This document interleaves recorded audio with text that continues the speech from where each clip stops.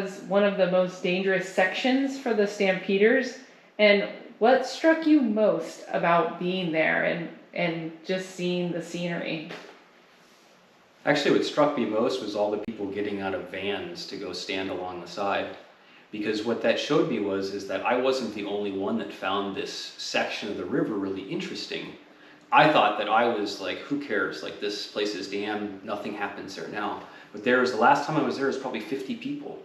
And so what it showed me is that it still has a pull to this day. And so back when the rush was happening, people would stand on either side of the canyon and watch the people run the boats through. And as I was standing there, a ways away, there were people on both sides of the river looking at the river, and I could almost imagine the same scene, like boats coming through and people watching them try to get through the rapids. And I hadn't planned on that, and it wasn't something that I thought about before I got there, but it actually struck me the most that this place is still drawing people, and they were all there on tours to learn about running boats through this part of the river and how difficult it was. Not only that, but it's incredibly beautiful. And it's also going to be a lot of fun to run on a boat. I'm glad that the rapids are dammed just a little bit. After that, you ventured on to Dawson City, which was once the heart of the gold rush.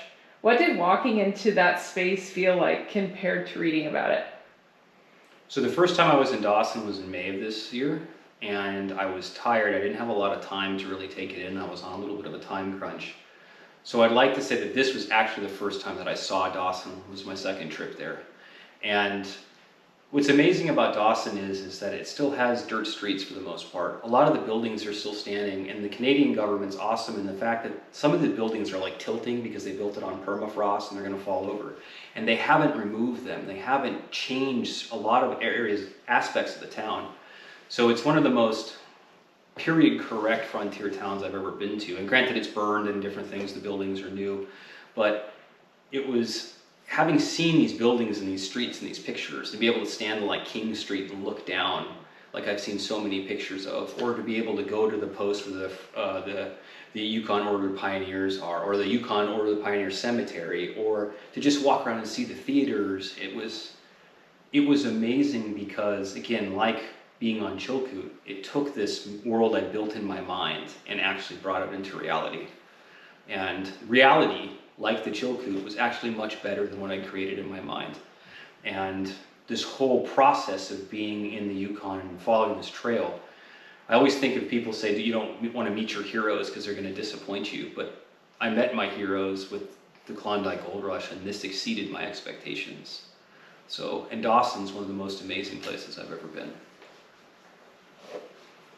And you visited El Dorado, Bonanza, Hunker, Gold Bottom, and Dominion Creeks. Those really are legendary. So what impressions did you take away from standing in those places? So one of the stories that's frequently told by Pierre, who's kind of the gold standard in Klondike history, is how Robert Henderson came up Indian River, which is, if you were to think Dawson's here, Indian River's like down here. And he walked to this dome, which is called King Solomon's Dome, and at the top of the dome he could see all of the creeks, like Gold Bottom and Dominion and Quartz Creek. He couldn't see Rabbit Creek, which is what he called it at the time, but it was right over the ridge. And so from there he panned some gold on the top and then decided to go down to Gold Bottom where he was digging. So the first place I went, and I had to drive past like Bonanza Creek and all that stuff in El Dorado to get to it, was King Solomon's Dome. But I tried to have blinders on the whole time. I didn't look at anything, I didn't stop, I just drove so that I could kind of recreate his journey, and also George Carmack's journey, and the other prospectors in the area. So I went to King Solomon's Dome first and stood up there, and it was a beautiful, beautiful clear day, and I could see like Old Bottom Creek, I could see Quartz Creek behind me and parts of Dominion Creek. And so from there I then went back down and explored like Bonanza. I went to the Discovery Claim, and they have, the Canadian Parks Bureau has done this amazing job of preserving the Discovery Claim, and it's been worked a bunch of times. And they have this open air museum that you can walk through, and they have chairs sitting by the creek so you can sit by it and just kind of reflect. And it was amazing because I know it's changed so much in the pictures I've seen, but it was really like meeting a hero and a place, and it's not about the gold. I don't care about the gold. It's not the draw. The draw is the people that then went there and explored it. And what was it like for Tagish Charlie, Skookum Jim, George Carmack, and everybody that came afterwards to this place, Discovery Claim, and everywhere around it. And to be able to see it now, even though it's been worked so many times and it's nothing like it was at the end of the 19th century, it's pretty impressive. And even though it's been mined out and a lot of people say it's been ruined, there's a beauty to it. There's just like a beauty to those places, and there's birch trees and there's spruce trees and there's birds, and then there's this mining history. It's pretty amazing. How did these landscapes help you understand the desperation, determination, or even hope that drove people to stake claims there? There's something about being so far north.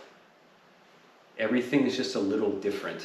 So the sun comes at a different angle. The trees look different. The rock's different. Everything's different. The sounds are different, or the lack of sounds, actually, at least in the Klondike area. There's just nothing out there.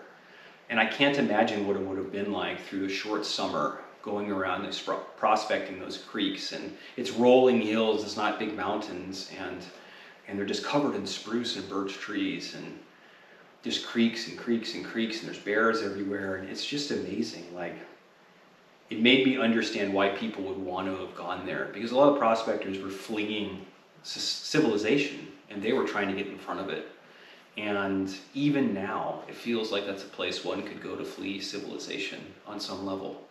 So it was amazing to be able to be in that presence, and it really made me understand to a tiny little bit what it must have been like to be out there for years by oneself, just pulling up and down those creeks trying to find gold. It sounds pretty extraordinary. From an anthropologist's lens, how do you think the physical environment shaped the human behavior and community building during the gold rush and today? It's incredibly cold, and it's desolate, and it's remote. So I think that, if we look at it, if the environment dictates everything that the people were doing then, and it still does to this day. How they built, what they were focused on, how they moved, the food that they had to carry with them, the problems that they faced. There's a thing called the white silence, which I've finally experienced, and that's in the wintertime when there's nothing around. No animals, no birds, nothing, just quiet and desolation. So you add in the darkness and the negative 70-degree days and the bad food, and they would get their supplies from different forts, and they'd have to carry it around with them as they went up and down the creeks and stuff.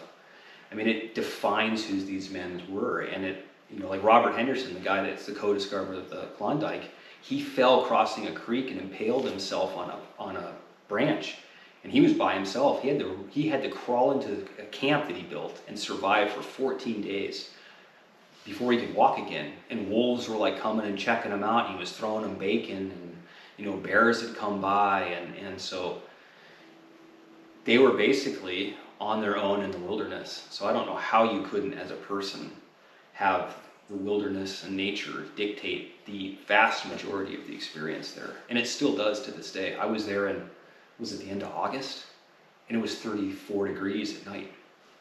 So that changes everything.